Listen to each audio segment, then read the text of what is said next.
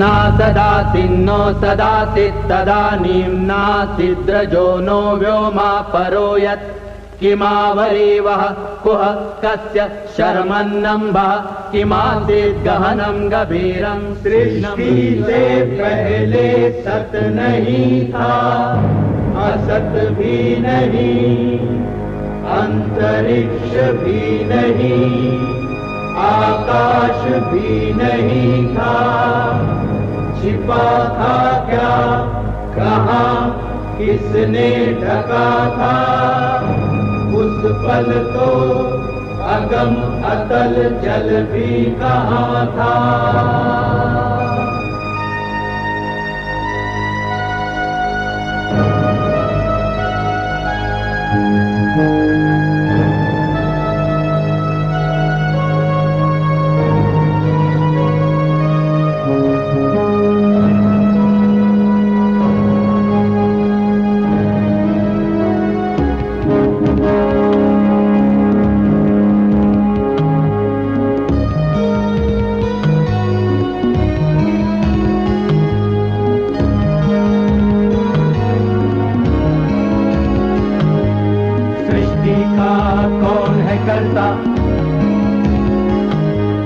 करता है वा अकर्ता, ऊंचे आकाश में रहता, सदा अध्यक्ष बना रहता, वही सचमुच में जानता या नहीं भी जानता है, किसी को नहीं पता, नहीं पता, नहीं है पता, नहीं है पता।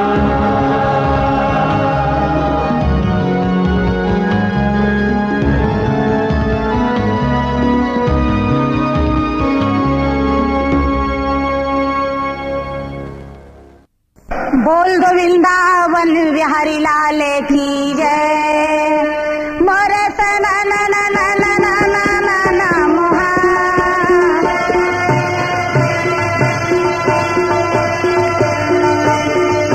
पर बिना बजावा तो हरि गुण गावे दीदी, के तो जा कर लाजे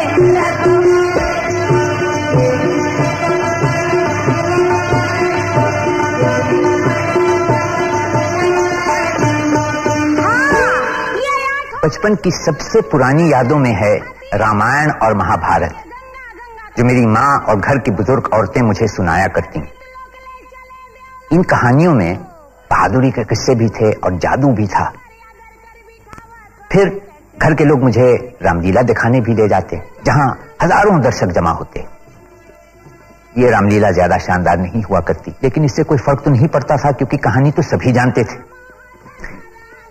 रामायण और महाभारत दोनों हिंद आर्यों के इब्तिदाई दौर से जुड़े हुए।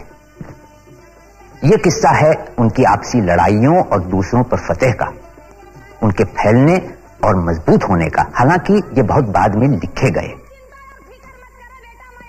दुनिया में ऐसी किताबें कम हैं जिन्होंने आम जनता के दिल और दिमाग पर सदियों तक इतना गहरा असर डाला हो।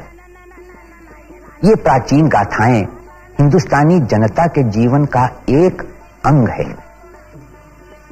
ये उस खास हिंदुस्तानी शैली का नमूना है जहां हर तरह के लोगों के लिए कुछ न कुछ मिलता है, चाहे वो विद्वान हो, चाहे अनपढ़ गांव वाले। इन कहानियों से हमें यह समझने में मदद मिलती है कि जातियों और वर्णों में बंटा पुराना हिंदुस्तानी समाज किस तरह एक सूत्र में बंधा रहा और वीरता और मर्यादा का साझा आधार कैसे कायम रहा।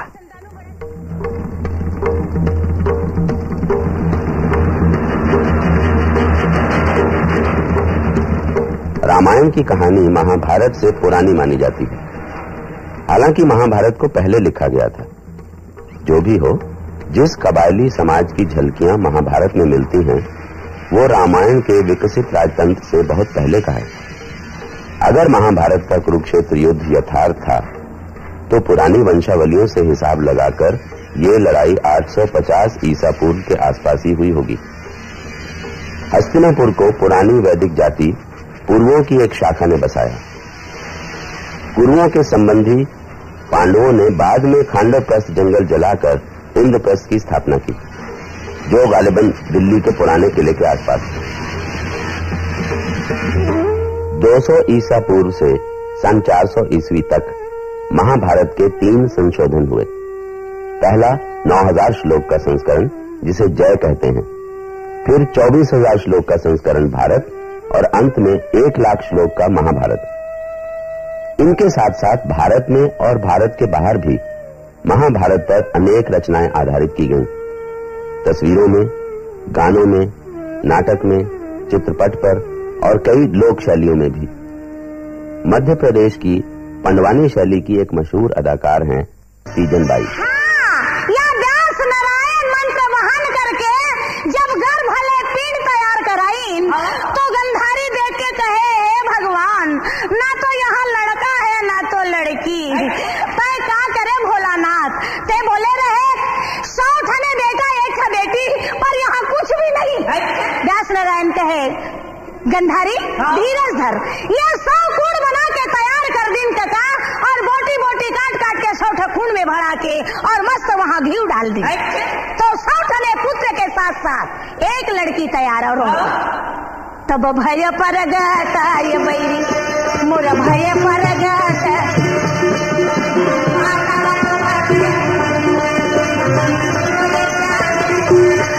अरे ये तरफ गंधारी के 100 बेटा 1 लड़की हो गए दुसाला।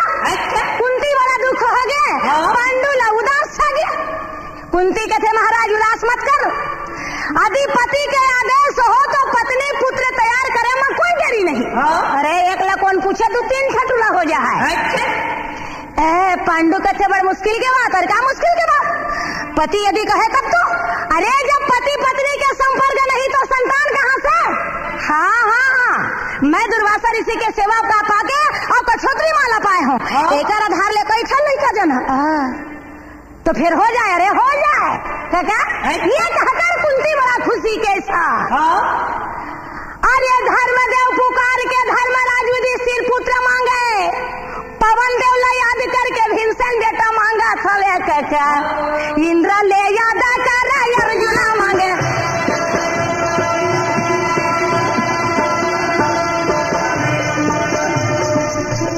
पुत्र हो गए कुंती के, माद्री मुँह फूला है। पांडु कथे कुंती हुल माला दे दे। एक बखत माद्री हमालल पहुंचाई कहाले, यशवनी कुमार के यादा महुला बेटा के जा, महुला बेटा के जरूरी है।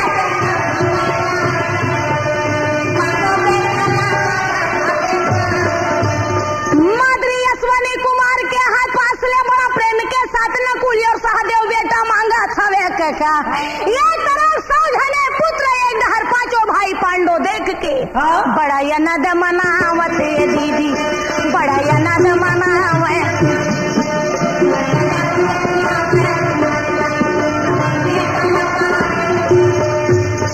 जने पुत्र पाकर अत्यंत खुशी होकर बेचारे मन आनंद मनाने लगे हैं।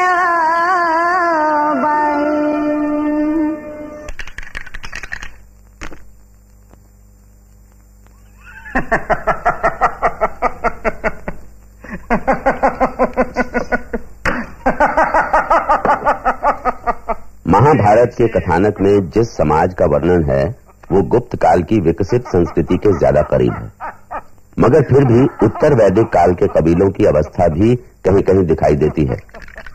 महाभारत की एक महत्वपूर्ण घटना है शकुनी द्वारा युधिष्ठिर को जुए की चुनौती। ये जुए का खेल वैदिक काल की निशानी है, जब जुए की बाजी से बंटवारा होता था और जुआ खेलना राज्याभिषेक की एक रस्म थी। दरअसल पांसों का खेल एक सामाजिक क्रिया थी, युधिष्ठिर उसे ठुकरा नहीं सकते थे। वैसे एक आदमी की ओर से कोई दूसरा खेले ये उचित नहीं है।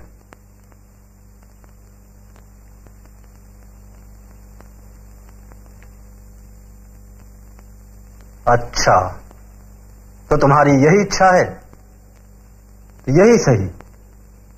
चलिए।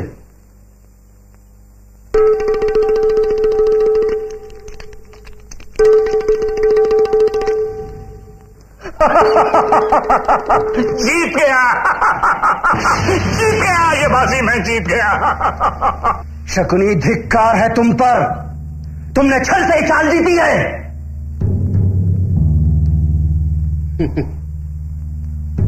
फिर भी आगे खेलो, मैं अपने सारे हीरे जवाहरात दांव पे लगाता हूं।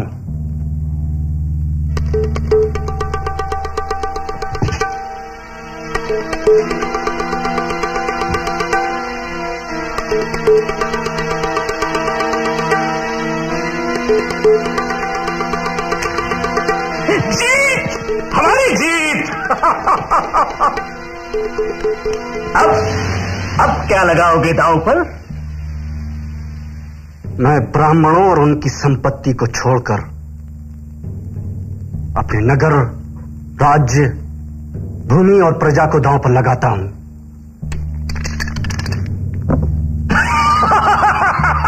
नगर, राज्य, प्रजा सब में जीत गया। अब आंखें चमकती हैं मणियों जैसी, शीशा दिखता है जो, अपार बल जिसकी बाहों में, मैं उस नकुल को दांव पर लगाता हूं। मैं तेरी नकुल को भी जीत गया। प्रियदर्शी सहदेव को भी दांव पर लगाता हूं। मैं तुम्हारे प्रिय माद्री पुत्र नकुल और सहदेव दोनों को जीत गया हूं, जो तुम्हें बहुत प्रिय हैं। लेकिन अर्जुन और भीम, इनके बारे में क्या विचार है? मैं पीछे नहीं हटूंगा। भीम और अर्जुन भी लगे दांव पर।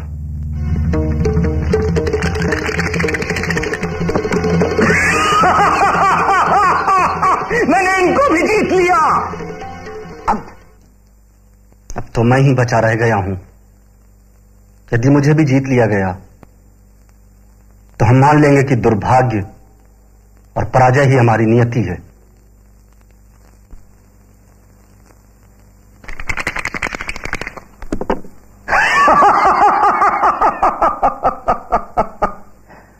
अब तो तुम्हारे पास केवल एक ही चीज रह गई है जिसे जीता नहीं गया, तुम्हारी प्रिय रानी।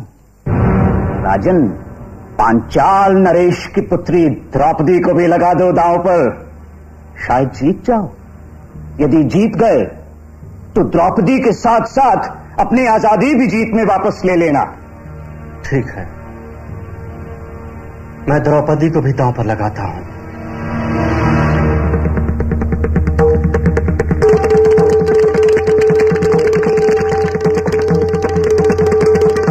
जीत गए, हम जीत गए, तुम हार गए द्रौपदी को।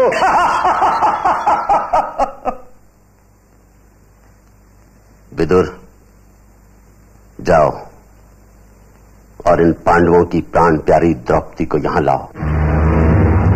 आज से वो हमारे राजमहलों की सफाई करेगी और रहेगी हमारी दासी बनकर। अरे मूर्ख, इतना भी नहीं समझता कि ऐसे शब्द कहकर तू अपने काल को बुलावा दे रहा है। तुझे इसका आभास नहीं कि तू अंगारों से खेल रहा है। बचपना छोड़ दे दुर्योधन, मृग होकर सिंहों को मत ललकार। प्रतिकामी, अगर तुम पांडवों से भय नहीं खाते तो जाओ द्रौपदी को घसीट कर यहां लेकर आओ। यह विदुर तो कायरों की बोली बोल रहा है, इसने भी हमारा भला नहीं चाहा। जाओ।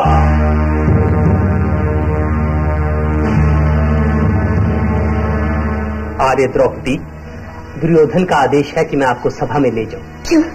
मेरे स्वामी के होते हुए दुर्योधन कौन होता है मुझे सभा में बुलाने वाला? पासों के खेल में युधिष्ठिर आपको हार गए हैं। जाओ और जाकर पूछो उस जुआरी से कि उसने पहले खेल में स्वयं को हारा है या मुझे।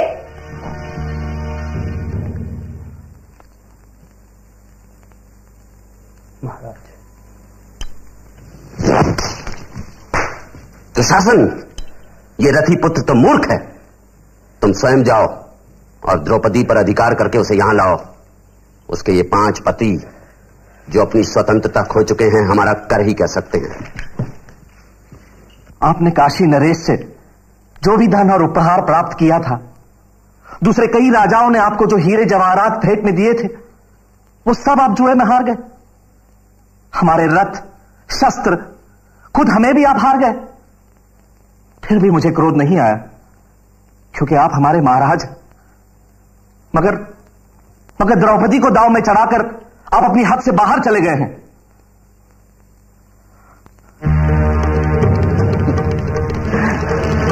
मुझको हाथ लगाता है। चल चल छिनार, अब तुझे कौरवों की दासी बनना है।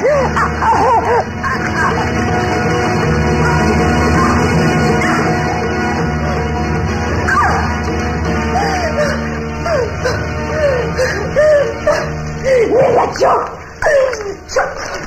लगता है आज क्षत्रिय कुल की सारी मर्यादा नष्ट हो चुकी है। सदाचार के बंधन टूट रहे हैं और ये सभा मुंह बैठी देख रही है। अरे राजाओं, ओ लोगों, मेरा प्रण सुनो। युद्ध के मैदान में अगर इस पापी, अधर्मी, दुष्ट दुशासन का सीना चीरकर मैंने उसका खून न पिया, तो स्वर्ग में अपने पूर्वजों के साथ मुझे स्थान न मिले। स्वयंवर में आए हुए राजाओं ने मुझे पहली बार देखा था, उसके बाद मैं कभी भी लोगों के सामने नहीं आई। लेकिन आज मुझे बलपूर्वक घसीटकर सभा में लाया गया है। यह निश्चित ही एक भयानक समय है, जबकि कौरवों ने अपनी एक कुलवधू को ऐसी यातना पहुंचाई है। अरे ओ कौरवों, जरा ये तो कहो कि युधिष्ठिर की पत्नी उसी की तरह राजकुल में जन्मी आज तुम्हारी दासी बन जाओ? नहीं, तुम्हारा ये निर्णय मुझे स्वीकार नहीं है। अर्जुन, भीम, नकुल, सहदेव तो आपके अधीन हैं। क्यों धर्मराज, द्रौपदी के प्रश्न का आप ही उत्तर दीजिए कि वो हमारी दासी है या नहीं।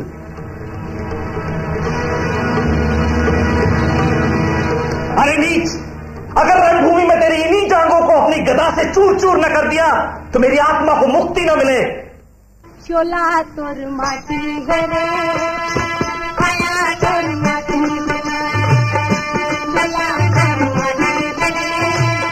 द्रौपदी ने एक सवाल उठाया था कि खुद को हार जाने के बाद क्या युधिष्ठिर द्रौपदी को दांव पर लगा सकते थे। यही लगता है कि तब स्त्री को पुरुष की संपत्ति के रूप में नहीं देखा जाता था, यानी उत्तर वैदिक काल पूरी तरह पुरुष प्रधान नहीं था। द्रौपदी के 5 पति होना और कुंती का नियोग से पुत्रों को जन्म देना भी स्त्री प्रधानता के संकेत हैं। द्रौपदी कहे स्वामी, ये भाई बंधु सब एक दिखावा है। संसार में मेरा कोई नहीं। या मन में सोच कर देवी द्रौपदी कहे कन्हैया, आप तो दया के सागर हो मुरारी, बचाओ मेरे लाज बचाओ। ये बात सुन के कृष्ण जी चौक के आगे आवे। रुक्मणी कहे प्रभु आगे जात क्यों न तो पाछे लौट के आवत काबर नहीं। ये बात ले सुन के कहे क्या बताओ रुक्मणी, यह समय तो द्रौपदी के ऊपर में कष्ट दुखा है। रुक्मणी कहे स्त्री के लाज ही एक इलाज है, इस वक्त लाज आप बचाइए। कृष्ण जी चाहे छलांग गरुड़ में। कृष्ण जी भाग गए और मोखरेड़ के साथ पितामह रहे। दोनों हाथ में पकड़ा दुशासन साड़ी। अरे जल्दी और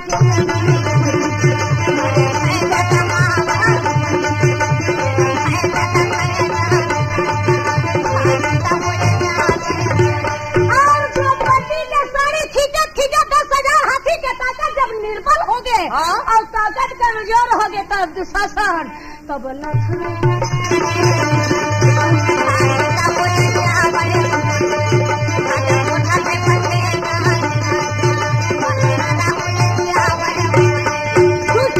के साड़ी के खिंचाई द्रौपदी वो समय देख साड़ी के खींचना एक कहा वो तो चक्र फिर पांडवों को देश निकाला मिला और कौरवों ने उनकी भूमि पर अधिकार जमा लिया। महाभारत में कई स्थानों पर जिस काल की बात होती है वो सत्ता के केंद्रीकरण और साम्राज्यों की स्थापना से ठीक पहले का है। भूमि को संपत्ति समझना और उस पर अधिकार जमाना इसी दौर में शुरू हुआ, जबकि इससे पहले लड़ाइयां मवेशियों के लिए हुआ करती थी।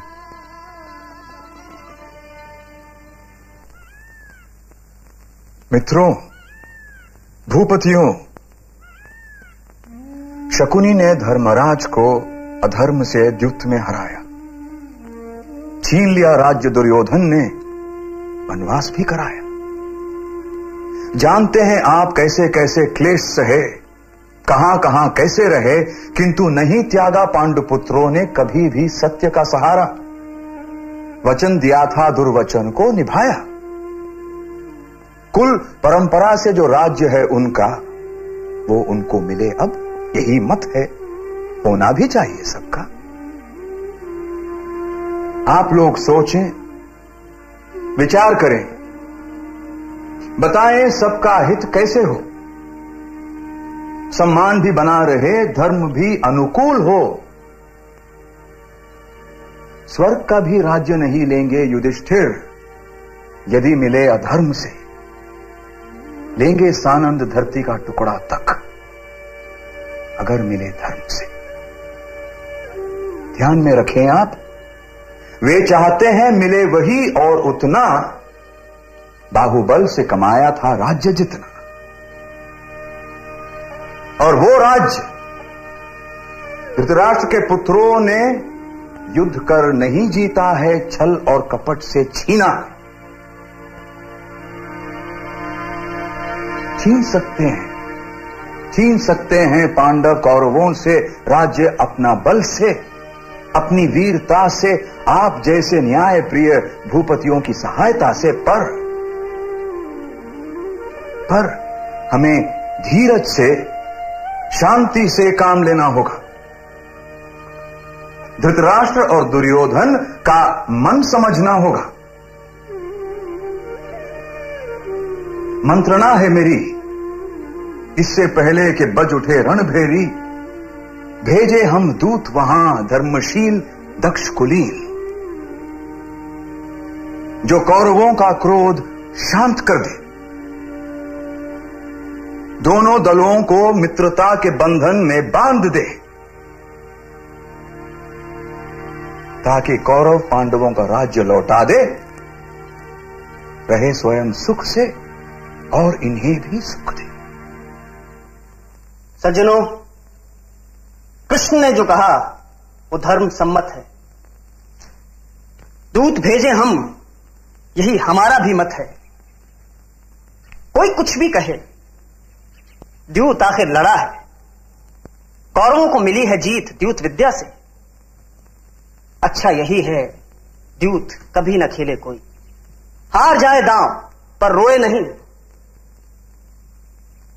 युद्ध करना नहीं है अच्छी बात, छूट जाता प्रियजनों का साथ। इसलिए उचित यही है कि दूत जाएं, कौरवों का क्रोध शांत कर उन्हें मनाएं, पांडवों को राज्य दिलवाएं। सज्जनों, युद्ध है अन्याय, हमें तो दिखता एक ही उपाय, हित इसी में है, करें समझौता। क्यों करें समझौता? समझौता नहीं होता कोई उपाय, वही करते हैं समझौता जो होते हैं निरुपाय। बहुत सुन ली, न्याय ये है वो अन्याय है, खेलने को जुआ अपने घर बुलाना क्या न्याय है?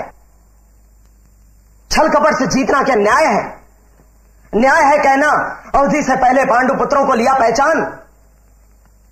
अरे जिनके बसा करते हैं दूरता में प्राण, उनसे बात क्या करना। अरे जो खड़े हैं तलवार लेकर, उनके सामने जाकर हमें नहीं मरना। न्याय है पांडु पुत्रों का भाग अपना मांगना, ये समझ ले हम। वे नहीं लौटाएंगे ये भी समझ ले हम। आतताई को मिटाना धर्म है, याचना करना सदा अधर्म है, अधर्म है। कह रहे हैं सत्य, निश्चय सात्य की, नहीं सौंपेगा दुर्योधन बागडोर राज्य की। स्नेह अंधा पुत्र के प्रति धृतराष्ट्र भी है अंधा। नमक खाया कौरवों का भीष्म ने, गुरु द्रोण ने, सूत पुत्र कर्ण ने, सब तो वहां पर अंधे। और दुर्योधन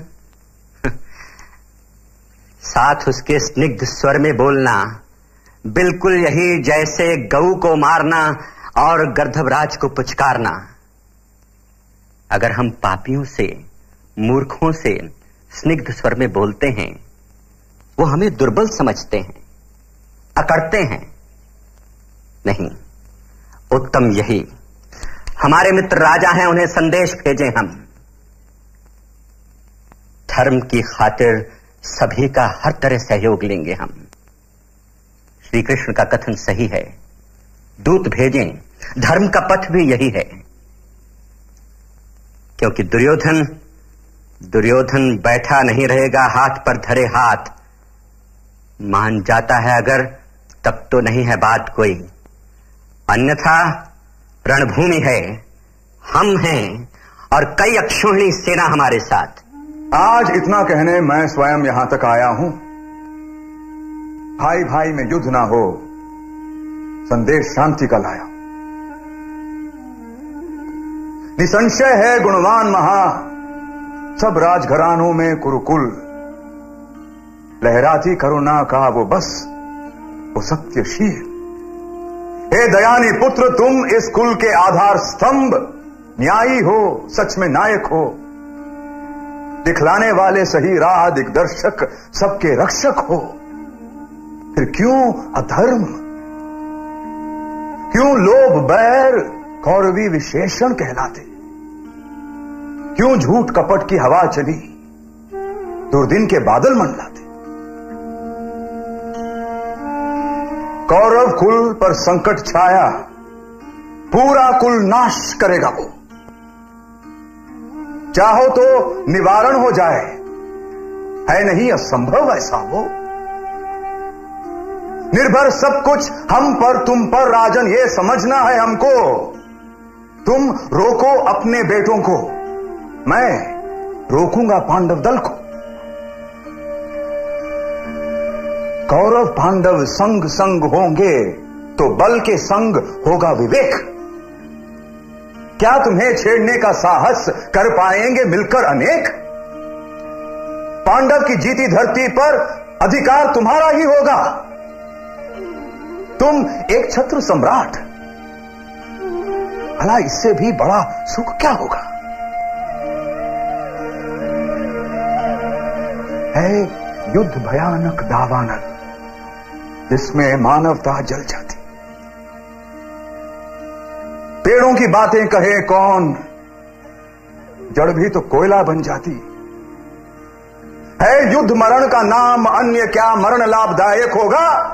मर जाए समर में कौरव या पांडव तो किसका हित होगा?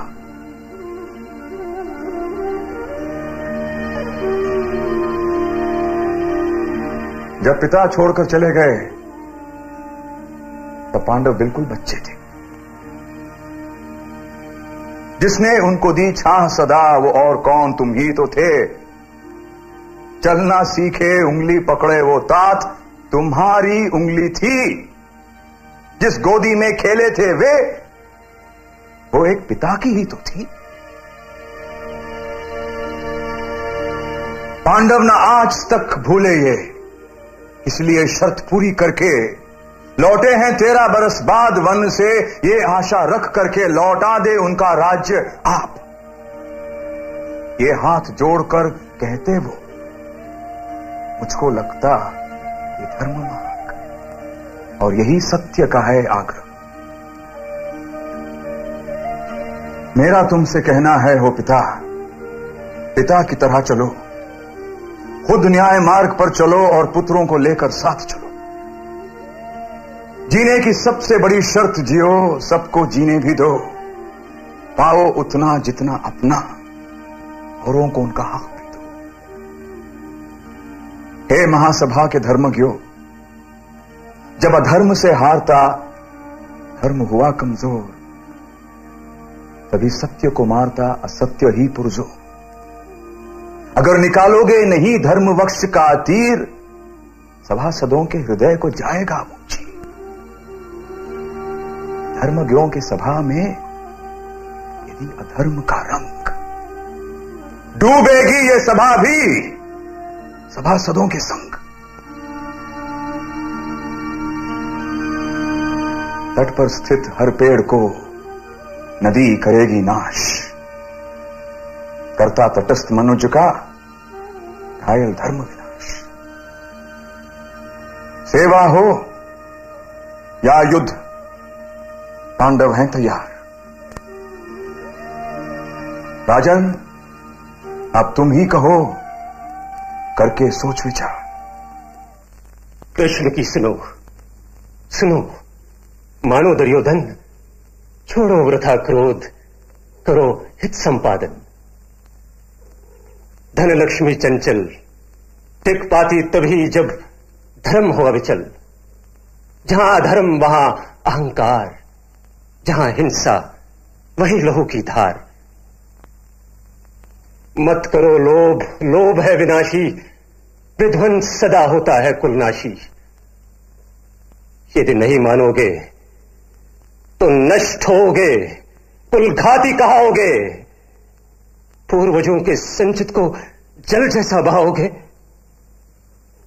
नहीं,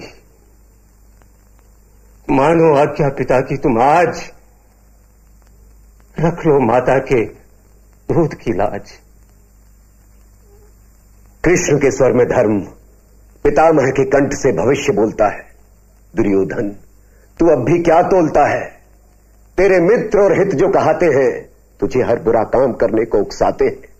युद्ध की गहमा गहमी में वही भाग जाएंगे सबसे पहले।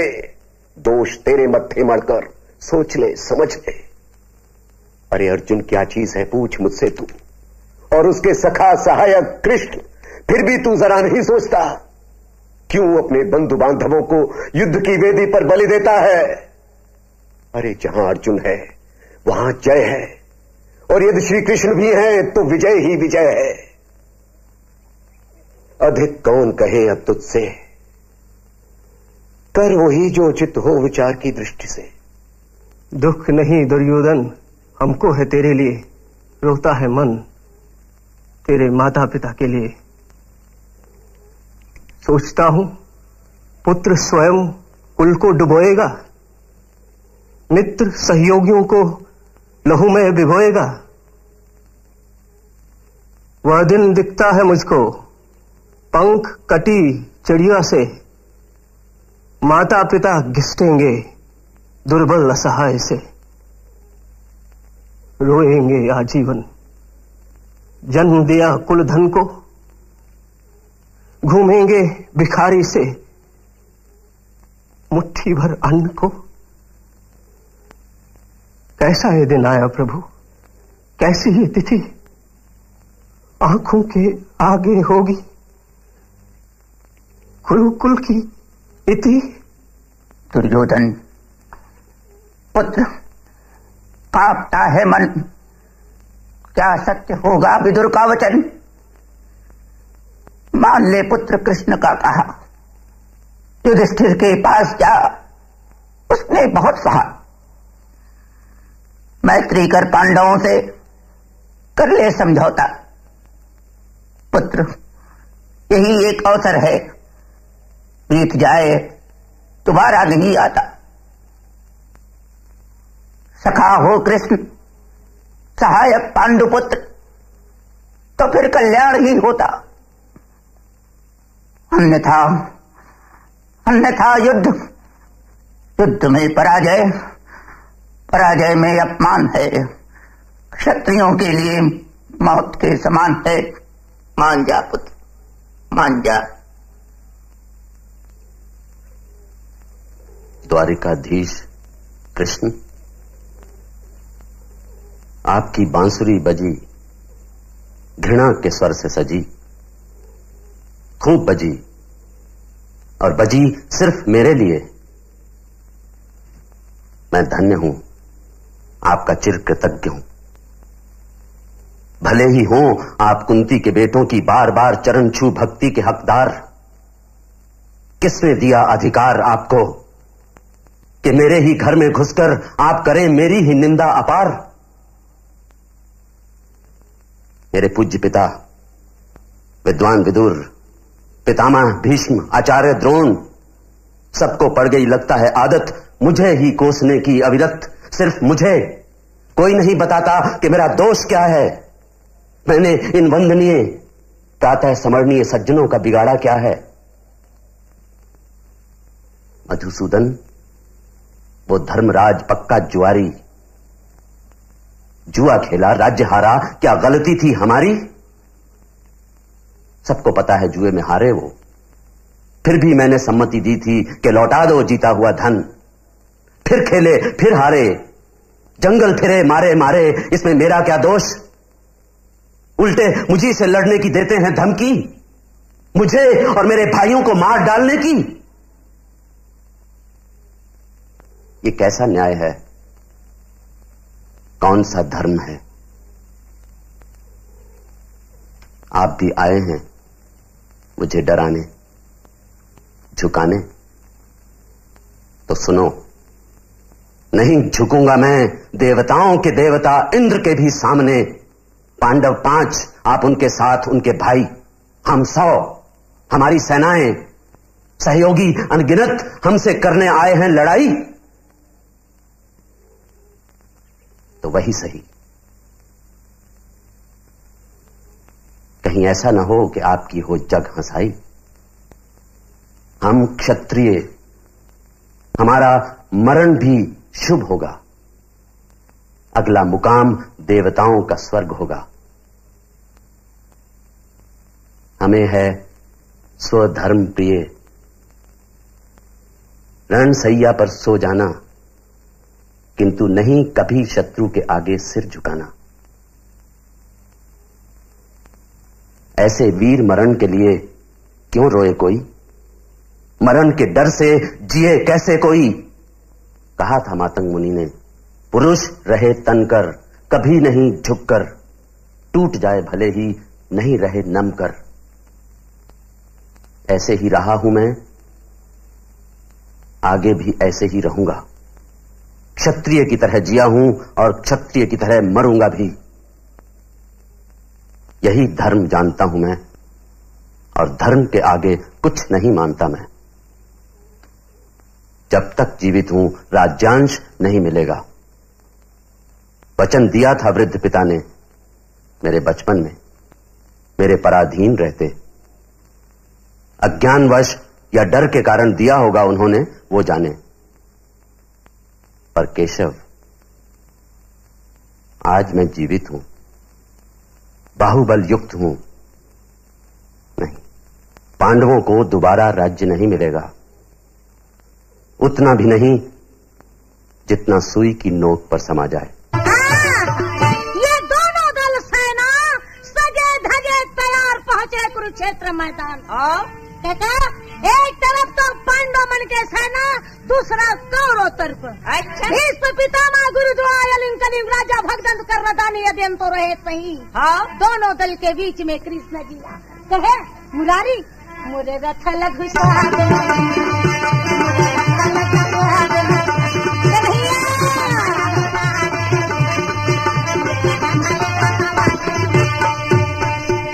मोहन।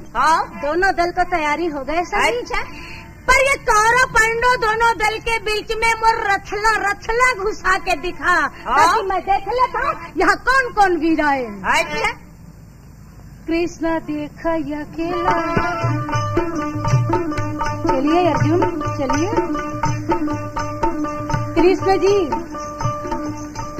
अपन रथ घुमाओ।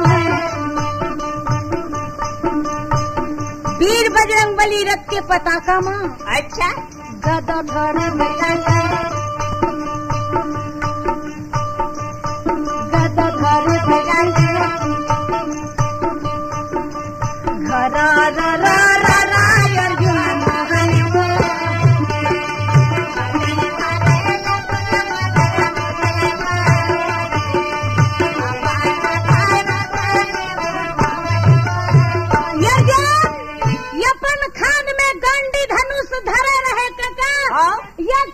पीछ में लगाए तो रहे सही। अच्छा, देवदत्त शंख धरे धरे कृष्ण जी के तरफ ले देख के अर्जुन तब चारों वो चारों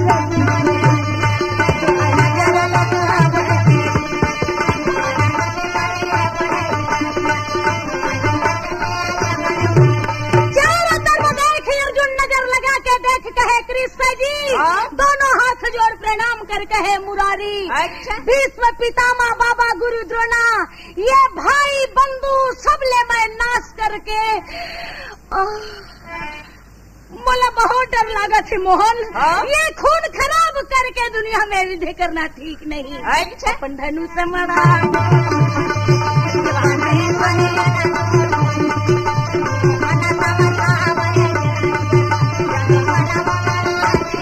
अर्जुन भाई बंधुला नहीं मानो के धनुष मरा बड़ा प्रेम के साथ कृष्ण के पास हाथ जोड़कर बड़ा विनती के प्रभु के साथ बोलने लगे हैं। भगवत गीता महाभारत का ही एक हिस्सा है। इस महाकाव्य का महज एक प्रसंग, लेकिन ये अपने आप में पूरी तरह मुकम्मिल और शानदार है। इसमें सिर्फ 700 श्लोक हैं, मगर ये दुनिया की किसी भी जबान का सबसे खूबसूरत, सबसे गहरा फलसफा है। इतनी सदियों बाद भी ये उतना ही पुरअसर, उतना ही मशहूर है। दुनिया का हर फलसफा, सोच का हर तरीका इससे जुड़ता है, सीखता है। ये बयान है एक नाजुक दौर का, राजनैतिक और सामाजिक संकट का, और इस सबसे बढ़कर आदमी की आत्मा में हो रही उथल पुथल का, जद्दोजहद का। हे कृष्ण, अपने ही बंधु बांधवों को युद्ध की इच्छा लिए तैयार खड़ा देख मेरे अंग ढीले पड़ रहे हैं, मुंह सूखा जाता है, शरीर कांप रहा है, भयानक रोमांच होता है, गांडीव धनुष हाथ से फिसला जाता है, सारी त्वचा जली जा रही है, मैं अटल खड़ा रहने में भी असमर्थ हूं, मन भ्रमित हो रहा है, बुरे लक्षण दिखाई दे रहे हैं। हे केशव,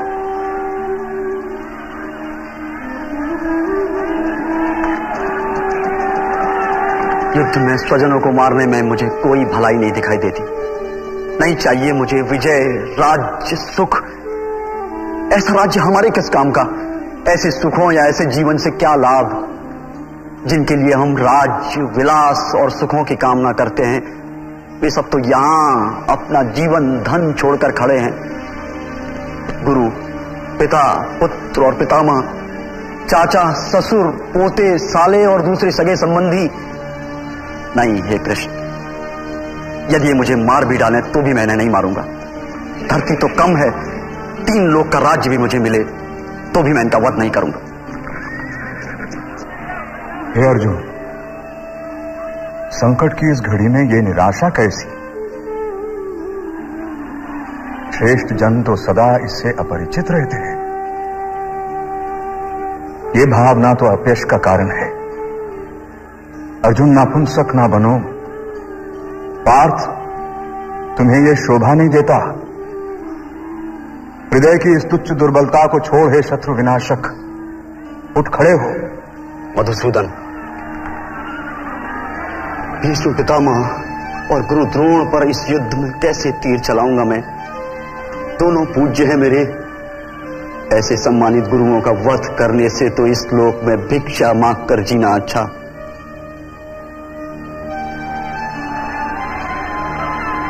मैं कायरता के दोष में डूबा हुआ हूं।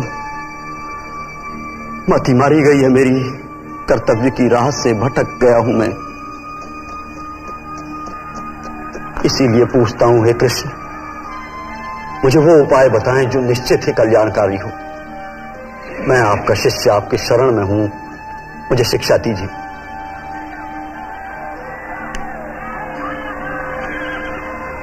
तुम उनके लिए शोक कर रहे हो जिनके लिए तुम्हें शोक नहीं करना चाहिए, और फिर बुद्धिमत्ता की बातें कर रहे हो। अर्जुन, बुद्धिमान तो कभी मरे हुओं या जीवित लोगों के लिए शोक नहीं करते। ऐसा कोई काल नहीं हुआ जिसमें मैं न रहा हूं, या तुम न रहे हो, या ये राजपुरुष न रहे हो, और ऐसा कोई काल होगा भी नहीं जिसमें हम सब न रहें।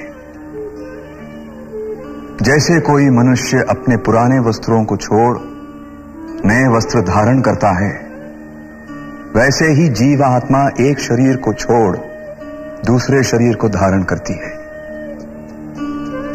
अपने कर्तव्य को देखते हुए तुम्हें भय नहीं करना चाहिए, क्योंकि एक क्षत्रिय के लिए धर्मयुक्त युद्ध से कल्याणकारी और कुछ नहीं होता।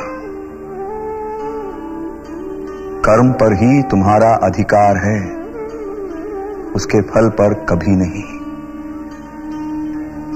कर्मों का फल तुम्हारा उद्देश्य नहीं होना चाहिए, और ऐसा भी ना हो कि कर्म ना करने के प्रति तुम्हारी आसक्ति बढ़े। अर्जुन का संघर्ष अलग अलग जिम्मेदारियों से, मर्यादाओं से एक जद्दोजहद है। ये वही अंदरूनी लड़ाई है जिसने हमेशा से इंसान को सोचने के लिए मजबूर किया है। निजी कर्तव्यों और सामाजिक बर्ताव दोनों के बारे में कई सवाल खड़े किए हैं कि जिंदगी में नैतिकता क्या है और आदमी का रूहानी नजरिया क्या होता है। अर्जुन, अपनी प्रकृति के निर्देशानुसार अपना कर्तव्य करो। जैसे अग्नि हमेशा धुआं देती है, वैसे ही हर कर्म का फल मिलता है। स्वार्थहीन कर्म ही शेष रह जाता है। यही वो ज्ञान है जो मैं तुम्हें दे सकता हूं। इस पर विचार करो। तुम चुनाव करने के लिए स्वतंत्र हो।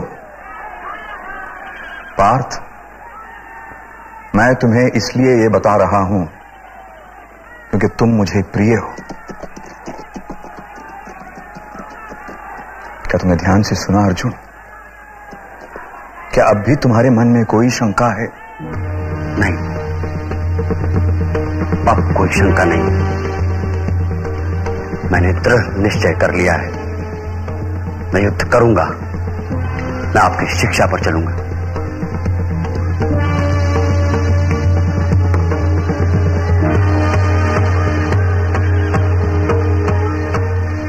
हिरण्यगर्भात् समवर्तताग्रे भूतस्य जातः पतिरेक आसीत् सदाधार पृथिवीं व्यामुते मां कस्मै देवाय हविषा विधेम। वह था हिरण्यगर्भ सृष्टि से पहले विद्यमान, वही तो सारे भूत जात का स्वामी महान, जो है अस्तित्वमान धरती आसमान धारण कर। ऐसे किस देवता की उपासना करें हम हवि देकर, जिसके बल पर तेजोमय है अंबर, पृथ्वी हरी भरी स्थापित सिर, स्वर्ग और सूरज भी स्थिर। ऐसे किस देवता की उपासना करें हम हवि देकर, गर्भ में अपने अग्नि धारण कर पैदा कर, व्यापा था जल इधर उधर नीचे ऊपर, जगा जो देवों का एकमेव प्राण बनकर। ऐसे किस देवता की उपासना करें हम हवि देकर। ओ सृष्टि निर्माता स्वर्ग रचयिता पूर्वज रक्षा कर।